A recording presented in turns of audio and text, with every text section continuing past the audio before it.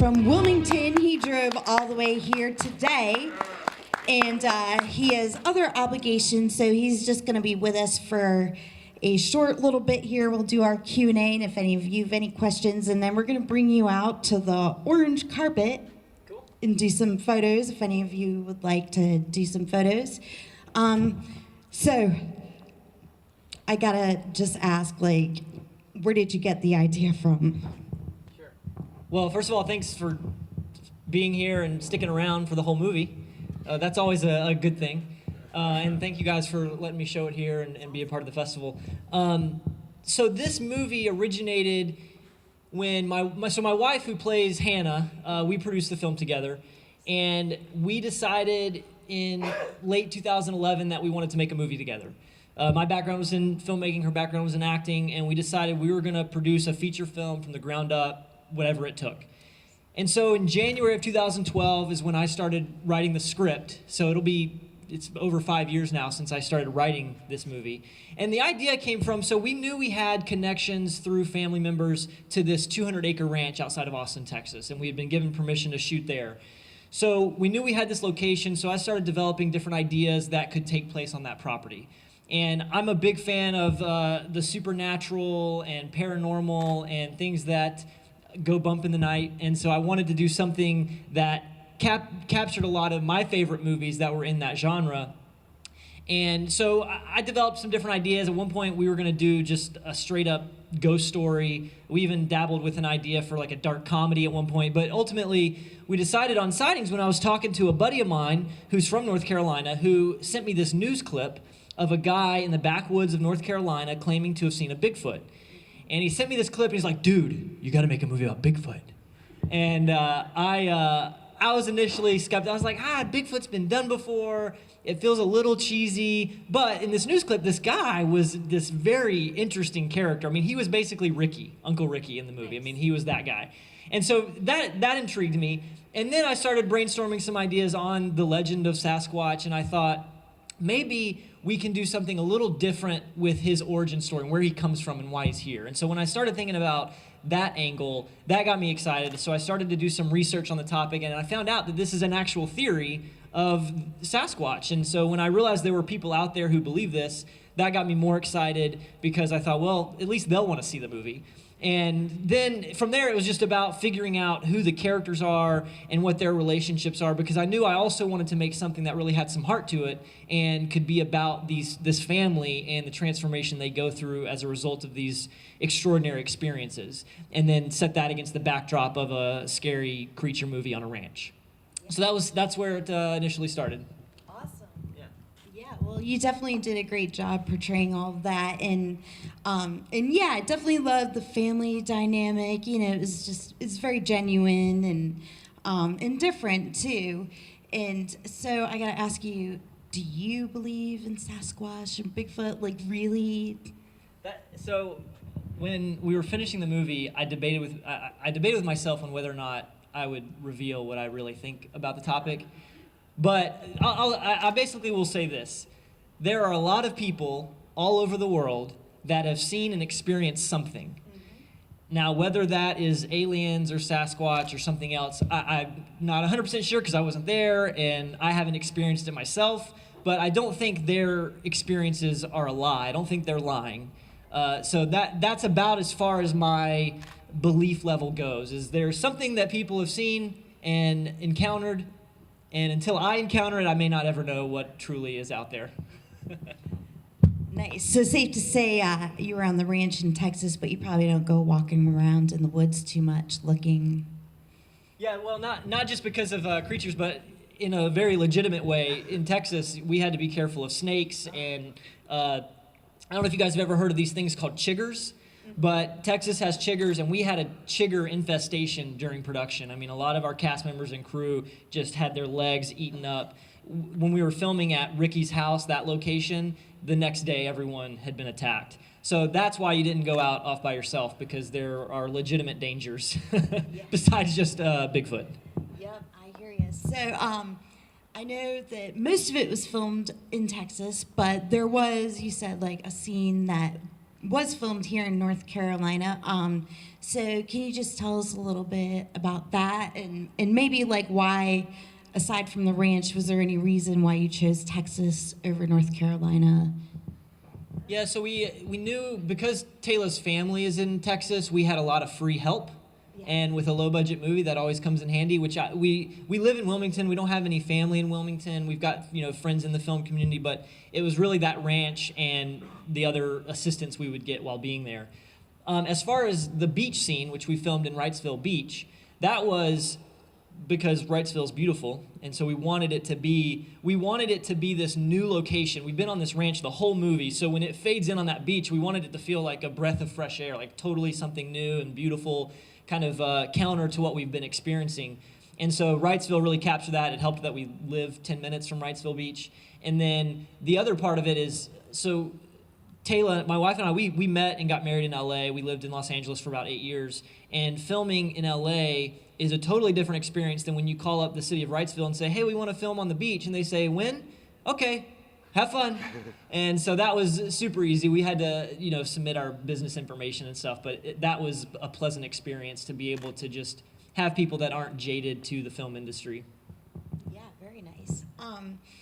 And I do have to let everybody know, I guess the secret's out. I know you worked, obviously you had the idea to just begin making the movie with your wife way back in 2011 and then writing it since 2012, and that's a long time, but you just released it, what was it? I know you submitted to our festival in May, and since then you have landed a distribution deal, and Sightings is about to, is it going to be released in theaters or?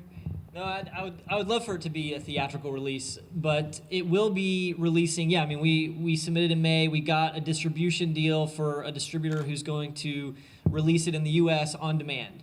So on November 7th, which is in just like 2 weeks, yeah, it comes out on iTunes and Vudu and Dish Network, Comcast, DirecTV, anywhere you buy digital movies or rent digital movies, it's going to be on all those major platforms. So if you guys enjoyed the movie, you can get it when it comes out, or your friends that couldn't be here, you want to share it with them, tell them to check it out and get the movie when it comes out on November 7th. And then later, to be determined dates will be coming out on DVD.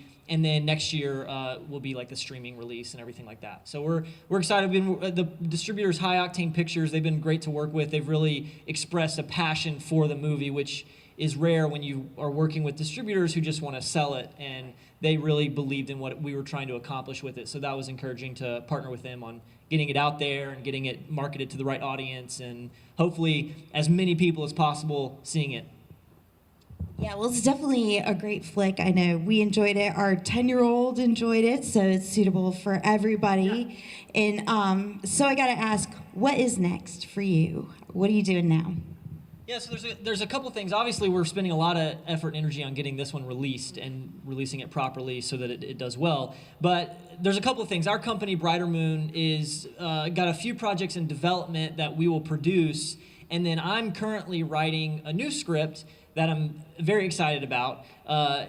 It's currently untitled, but it deals with human pain and suffering and loss set against a plot that delves into a unique perspective on time travel. And so that's in development. I'm working on the script right now and very excited about where it's headed and think it's going to be a lot of fun too. And again, I'm drawn to these stories that are extraordinary stories, but are very personal and have emotional themes behind them. And so I'm trying to incorporate that into this one as well. Nice. Do you have any filming location set yet? No. North Carolina? I would love to, I'd love to do it in North Carolina. So many factors can come into play with that as far as funding and where financing comes from, because that, tax incentives are important, and North Carolina doesn't have any right now. So, right. Those things can come into play, but hopefully I would love to be able to film all day and then go home and not have to be at a hotel. Or with this movie, we were all bunking up on that ranch. I mean, our wardrobe department was sleeping in an RV on the property. So I'd like to not have to do that again. I hear you. I hear you. So does anyone out there have any questions for Dallas? Yes, sir. I have a follow-up question to this. Were there especially suspense or horror films and that type of thing that you drew on for the style of the film? The style strikes me somewhat unique. Yeah, so I'll repeat the question so everyone can hear it. Were there any films that I drew on for inspiration in the style and tone of this film? And absolutely. So the movies that I watched as I was writing it and as I was storyboarding everything, and I actually encouraged our cast and crew to watch these movies too, included Signs, which is one of my favorite movies, Jaws, kind of the creature adventure elements of that movie were very inspirational to this.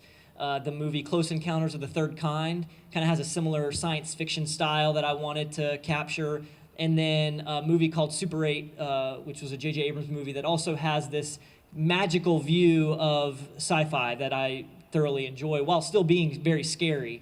So those were the 4 films that I mostly drew on. And then when we were editing, I'm trying to remember if there was there were movies that we would watch a scene of, me and my editor, as we were cutting scenes to like figure out the pacing. I can't remember which specific movies now, but there were other ones. But those 4 were really the ones that we referenced on a regular basis during pre-production and production. And you said there was a follow-up question to that, or?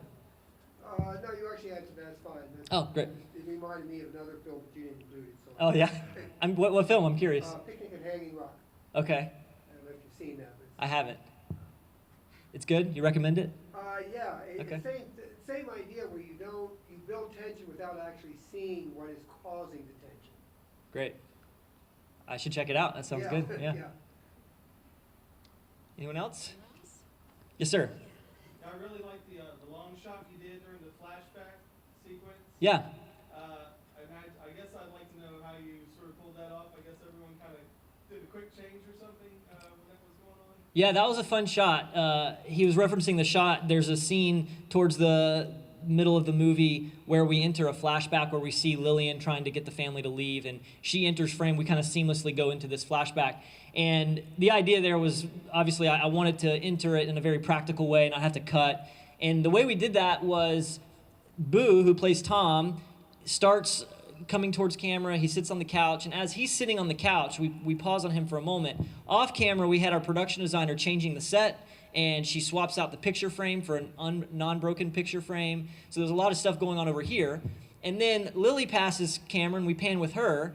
And while she's talking and she goes to Hannah's room and is knocking on the door, Boo was off camera changing wardrobe. So him and our wardrobe department were, ripping his pants off and changing shirts really quick. And if you watch, next time you see it, as he's entering frame, you see him kind of like drop his hand. It's because he was putting his watch on like right as he was entering frame. So it was close, but we finally pulled it off. We had to do several takes before we ultimately got it, but it was very exciting to do it and see everybody pitching in and to pull that off, and then to actually make it happen was very pleasing to me, since it was something that, because we were such a short shoot, I knew when we were setting that shot up, I told our DP, I was like, look, if we can't get this in a few takes, we don't have time to spend all day on it, so I have a way we can cut this if I need to. And I thankfully didn't have to do that. Yeah, it was a great shot. Thanks. I'm glad you enjoyed that, yeah. I think we have time for one more, maybe. In the Yes, back. sir. Only one more? Well, I understand. You got a schedule. Yes, sir, in the back. How did you go about casting? More specifically, how did you go about casting Rufio? Yeah. So each of our actors have a great story of how they got cast in the movie. Taylor, who's played Hannah, she slept with the director, so that kind of helped.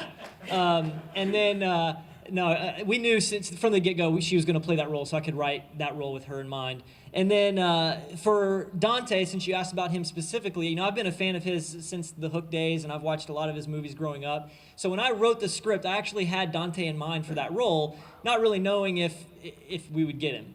And so once the movie was finished and financed and we were going into production, we simply reached out to his management and said, hey, we're interested in your client for this role. It was written with him in mind, and we'd love to get a script in his hands. And so we sent it to him, and he read it, and he liked it. And he told me the story. So he was on a plane. I don't know where he was heading, but he was on a plane when he read it.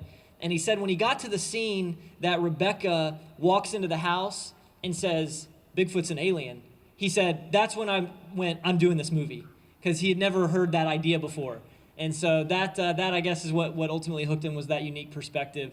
And yeah, it was great to work with him. He was a lot of fun, especially since he was who we envisioned for that. And then a crazy story with Boo Arnold, who plays Tom. we had seen him, Taylor and I had seen him in a short film that he was the star of, and when we saw it, he very much was similar to the character of Tom in that role. And so we were like, man, he could really be good for this.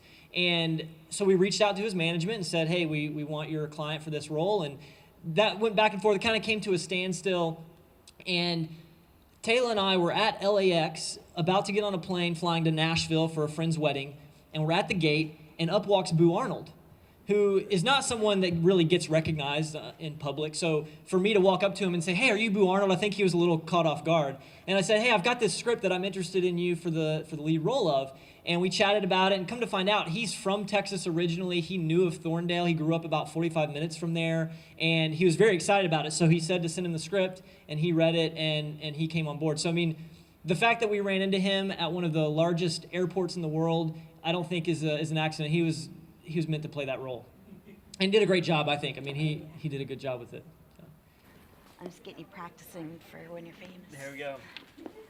Cool. I've been very interested in like, the production part of it, getting it started, getting it going. So like, I know I want to start on the bottom, but like, where would you say was a good entry level? Like, this is where you need to go and start. Yeah, I mean, I think the most important thing, there's a quote that is, content is king. I don't know if you've ever heard that saying before, but if you have a script that's good, then it doesn't matter if you've ever made a movie before or not. Like, people are looking for good scripts. I mean, studios are always looking for good stuff. Right. So, I mean, if you are able to hone that ability, then that's the first step. Well, I mean, you still have to have hustle and get it in the right hands, but like if you get it in the right hands but it's no good, then that doesn't help either. So I think the first step is really honing the craft and writing scripts that work and communicate to the reader what you're trying to convey. And then from there, it's about getting that in the right hands.